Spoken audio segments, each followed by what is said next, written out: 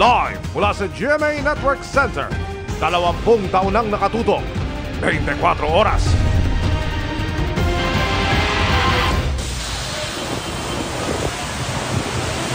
Mga kapuso, bumuhos po ang malakas na ulangyan na may kasama pang bugso ng hangin sa ilang bahagi ng bansa kasama ang Metro Manila ngayong hapon.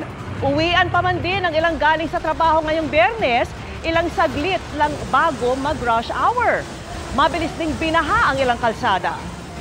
Sa Tomas Morato Avenue sa Quezon City, halos hanggang tuhod na ang baha. Ang mga pag-ulang yan po ay dulot ng localized thunderstorms ayon po sa Pag-asa. Sa pinakahuling advisory na Pag-asa, magpapatuloy yan sa loob ng 2 oras at posibleng maranasan din sa iba pang probinsya sa Central at Southern Luzon. Ang latest sa lagay ng panahon, aming ihatid maya-maya lamang. Magandang gabi po, Luzon, Visayas at Mindanao. Babala sa mga estudyante at magulang, hinarang ng isang lalaki ang isang dalagitang papunta sa bahay ng kaklase para gumawa ng assignment. Ang biktima kinumbinsing sumakay ng motorsiklo. Pagkatapos hinalay sa bahay ng suspect. Ang galit na pagharap ng ina sa suspect sa eksklusibo kong pagtutok. Dinakip ng CIDG Anti-Organized Crime Unit ang suspect sa pamumolestya sa isang 15 anyos na grade 10 student sa isang lugar sa Metro Manila. Nang magkaharap sa presinto ang suspect at biktima, ganun na lang ang galit ng magulang nito. I'm sorry doon sa nagawa ko sa'yo. No, uy, kaya dapat hindi mo nga ginawa yun sa kanya. Sorry po, wala naman pong masamang iba't ang nagawa sa kanya. Sorry, ngayon ka lang nagsusorry yung kailan na dapat ipinag-isipan mo muna yan. Ayon sa ina ng biktima, naglalakad doon ang kanyang anak patungo sa bahay ng kaeskwela para gumawa ng assignment nang madaanan daw ito ng suspect. Pinilit po siya na sumakay sa... Sinasabihan siya na, alam mo, marami na akong tinulungan ng mga ganito, yung mga strangers, tapos binibigyan ka ng pera. Nung matapat sa akin, sabi ko, ba't ka naglalakad ng malayo? Sabi ko, gusto mo sumabay na kasi on the way rin ako patungo ron. Sumakay naman siya sa motor ko. Ayon sa ina ng bata, inuturaw ng suspect ang kanyang anak at dinala pa sa isang kainan. Saka ito dinala sa kanyang bahay sa San Mateo, Rizal. Ayon sa reklamo, doon na raw pinagsamantalahan ng menor de edad. Agad na natukoy ang pagkakakilanlan ng suspect sa pamamagitan ng plate number ng motorsiklo nito. At nang i-verify sa e-warrant, wanted pala ang suspect na isang dating salesman. Merong kasong kinakaharap na staffa. Sa pag-implement ng arrest, nakunan din siya ng imposition ng deadly weapon. Totoo pong nangyari, kasalanan ko rin. Pero nagkaroon kasi ako ng parang confidence sa sarili ko na hindi mauwi sa ganun kasi okay naman yung pagkakilala namin ng bata. Pero unexpected ko po na yun pala 15 years old lang. Sinampahan na ang suspect ng reklamong acts of lasciviousness at child rape at child abuse. Itong dalawang violation na to ay naisampa na po kanina ng mga investigator natin sa sa prosecutor. Hindi din natin i-discount. Baka mamaya lang ito, gawain na niya na ito dati pa. Huwag po tayong maniwala kagad sa mga taong hindi natin kilala. No? Napakalaki pong pagsisisi noon kasi balo po ako eh. Lalong-lalo na wala, nag-iisa lang po sa bahay. Pagbayaran po niya yung mga ginawa niya sa anak ko. Sa kabastusan po na ginawa niya. Para sa GMA Integrated News, Emil Sumangil, nakatutok, 24 oras. Arestado naman ang tinaguriang glue lady na nagpapanggap na tutulong sa mga senior citizen na nagwi-withdraw sa ATM. Sa huli, nakukuha po nila ang pera dahil sa modus na ginagamitan ng pandikit. Nakatutok si John Consulta, exclusive. Dahil pinagkutaan ng kanilang target, mabilis na sinilakay ng Calabarzon Police ang apartment na ito sa Lipa, Batangas. At positibong nasa ikalawang palapag ang kanilang pakay. Ito may warrant of arrest sa kaso na yan. Katapatan mo. Alam niyo yung warrant niya. Sige. Basahin mo lang kaya. Ayos naman po namin yun, sir. Ay, naayos na ninyo ha? Opo. Ikaw ay arestado. Arestado ang babaeng suspect na tinaguriang glue lady na nambibiktima raw ng mga senior citizen na nagwi-withdraw sa mga ATM machine. According dito sa mga naging biktima, ang modus operandi nitong si Glue Lady is pupunta sa isang ATM machine, no? And mag-aantay siya ng mag-withdraw, and karamihan doon sa mga nagiging biktima mga may edad na. Ayon sa pulisya, nilalagyan daw ng glue ang keypad ng ATM. Pagkatapos ay papayuhan na ng suspect ang biktima na magpatulong sa guard. Habang wala ang biktima, ay tatanggalin na ang natuyong glue para mag-withdraw sa account ng biktima gamit ang PIN na nauna lang ibinigay ng biktima. Bukod sa Rizal at Batangas, nakapambiktima na rin umano ang suspect sa labas ng Calabar Zone tulad ng Metro Manila at Cebu. Dati na rin siyang nahuli 5 taon na nakakaraan sa kalintulad na modus. Marami itong warrant of arrest, no? Meron siyang siyam, and meron pa siyang paparating na additional na siyam na warrant of arrest, and kasama doon yung no bail, no? So hindi na po ito makakalabas itong si Glue Lady, at wala na siyang mabibiktima. Sinusubukan pa ng GMA Integrated News na makuna ng pahayag ang suspect. Iniimbitahan ng Calabar Zone Police ang iba pa mga nabiktima ng arestong suspect na magtungo lamang sa kanilang tanggapan para makapaghain ng karagdagang reklamo. Para sa GMA Integrated News, John Consulta, nakatutok 24 oras. Iniutos ng China sa Coast Guard nito ang pag-detain sa mga illegal umanong tatawid sa itinuturing nilang border sa dagat simula po sa June 15. Sa gitna nito, tiniyak ng Philippine Coast Guard na poprotektahan ng mga Pilipino lalo't kasunod ng pagbanman ng China sa mga sibilyang nagpunta sa Panatag Shoal. Nakatutok si Joseph Morong. Basahin mo lang kaya. Pumasok sa 12 nautical miles sa 24 kilometers na palibot sa Bajo de Masinloc o Panatag Shoal ng grupong Atinto. Pero hindi na sila tumuloy dahil sa mga aligid ng mga barko ng China malapit sa bunganga ng shoal. 20 nautical miles na ang pinakamalapit sa panatag na narating ng ilan sa miyembro ng Atinto matapos hindi magpahalatang bahagi ng civilian mission. Pero sinundan na sila at nilapitan ng mga barko ng Chinese Navy at Coast Guard. Akala ko nakatambay na siya doon. Maya po, nung nagbibigay na kami ng mga supply, lumapit na. So sinashadow na kami. Inikutan pa sila ng helicopter. May rumadyo na po sa akin. Wag na. Dumating dito, 6 na Coast Guard. So, hindi tayo makakatigil. Tinataboy na kami. So, umatras na po kami ng 30 nautical miles. Ganun pa man, nagawa pa rin naman daw nila ang misyon ng mga pamahagi ng supply sa mga mangingisda doon. Ang main convoy naman ng Atinto hindi rin tinantanan ng China Coast Guard. At kahit tapos na ang misyon, ang isang barko ng China Coast Guard nakabuntot pa rin kahit pabalik na sa Zambales ang grupo. Hapon na nang bumitiw ang barko ng China Coast Guard sa convoy ng Atinto Coalition.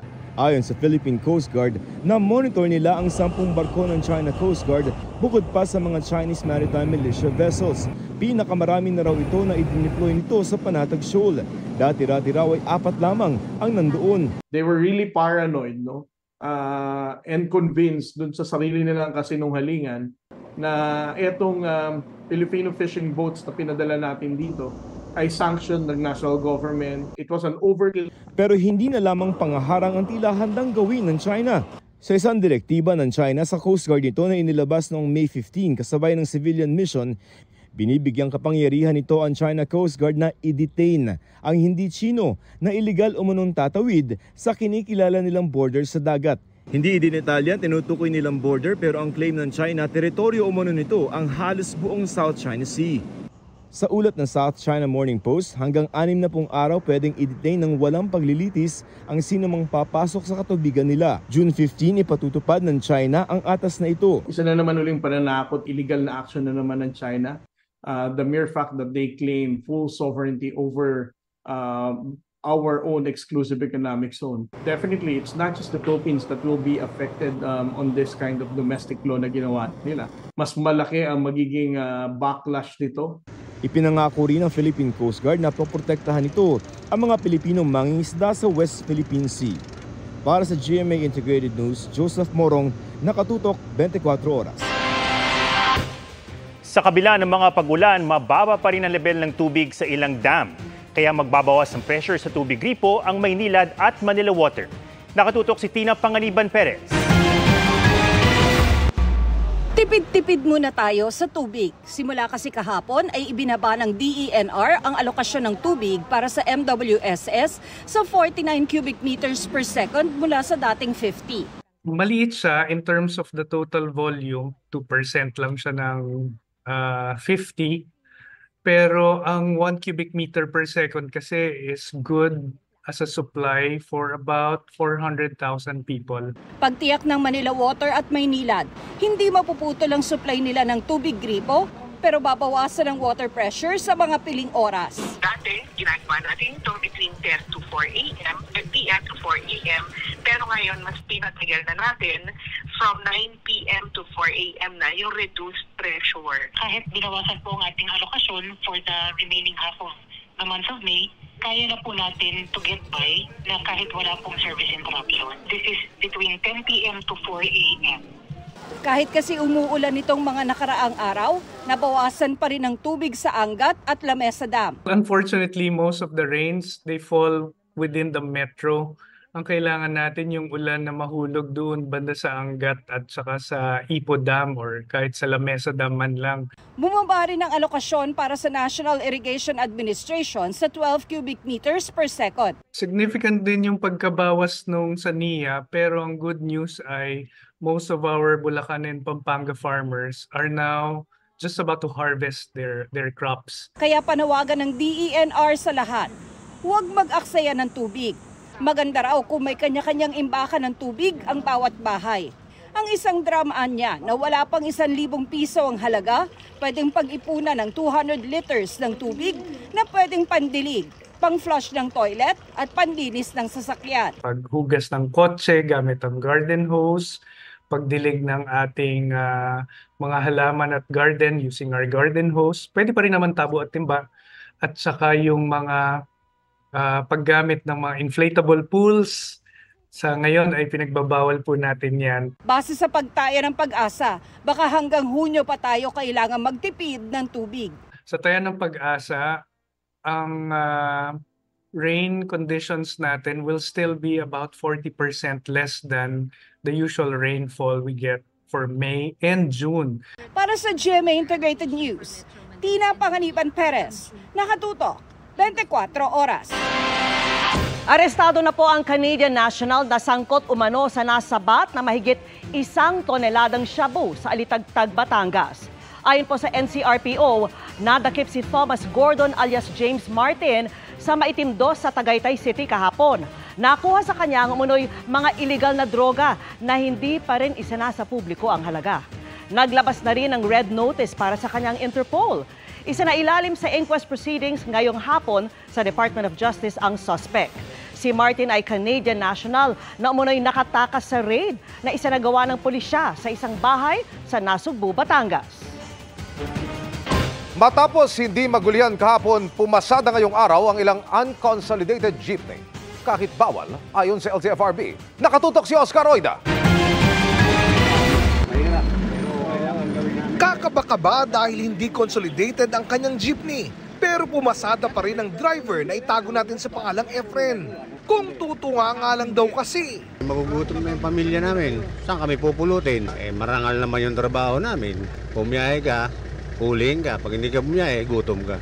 Kabilang ang jeepney ni Efren sa 85 jeepney ng isang grupo sa Pasig na lahat ay unconsolidated. Kasi pinaghirapan talaga namin to. Sinasabi ko nga na kami mismo nag-produce kami ng sariling hanap buhay. Nakakapagserbisyo kami sa publiko na walang tulong ang gobyerno sa amin. Na kahit isang tornilyo, wala man ang binigay sa amin. Tapos ngayon tatanggalan kami ng hanap buhay. Kung kahapon, di sila bumiyahe dahil nga di na pwede para sa mga di nagpa-consolidate. Ngayong araw, pumasada na silang muli. Siguro hindi pa kami kolorom kasi doon nga sa sinasabi nila na bago daw ikansila ang aming prangkisa, may mga proseso tulad ng LPTRP tsaka route rationalization. Bukod doon, wala naman silang binababa, lalo pat yung sinasabi nila na padadalhan kami ng show cause order, wala pa nakakarating sa amin. Aminadong LTFRB, posibleng hindi pa lahat ay nakatanggap ng show cause na sinimulang ipadala noong May 2. Gayunman, marami na po ang nakatanggap ng show cause order. Kahit sabihin nilang walang show cause order, hindi na ho sila dapat talagang bumiyahe because by May 2, wala na po silang prangkisan. Pero ayaw na munang sabihin ng LTFRB kung kailan sila manghuhuli habang pinaplansya ang mga guidelines para rito. Nag-identify na po kami ng areas where mapping up operations. We will not set dates to put on an element of surprise.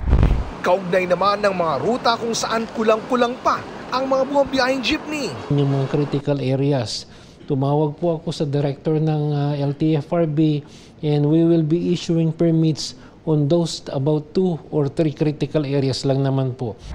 Itinanggi rin ng LTFRB na maraming driver na mawawala ng trabaho. Maraming cooperative umano ang naghahanap pa ng driver dahil 2 na ang shift nila kada araw.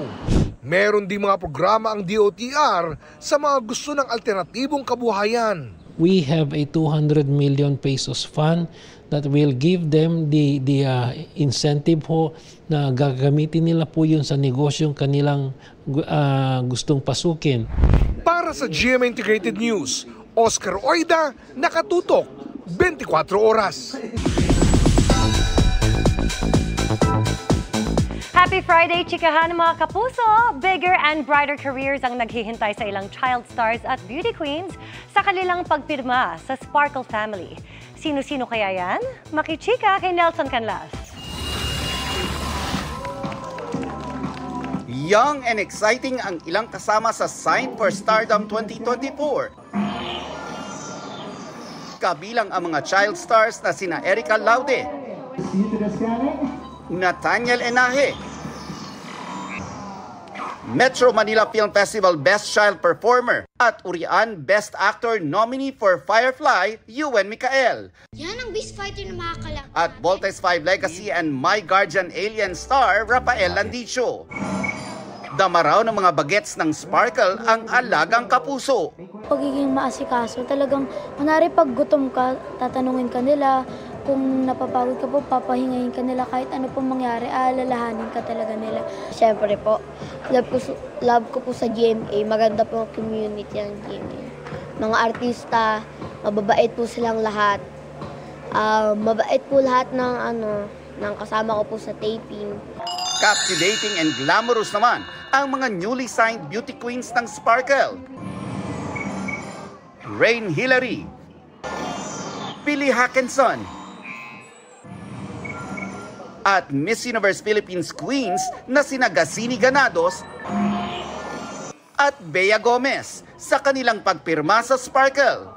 Mas lalawak pa raw ang kanilang pagtuklas sa mga kaya pa nilang gawin sa larangan ng entertainment. We feel very honored kasi with Beauty Queens, it's like we are limited only to the pageant platform, but now with GMA, we are given a much bigger platform. Very excited to the transformative era that we have now. Thank you so much for GMA for giving us the chance to reinvent ourselves in so many ways as an artist. Nelson Canlas, updated sa Showbiz Happening.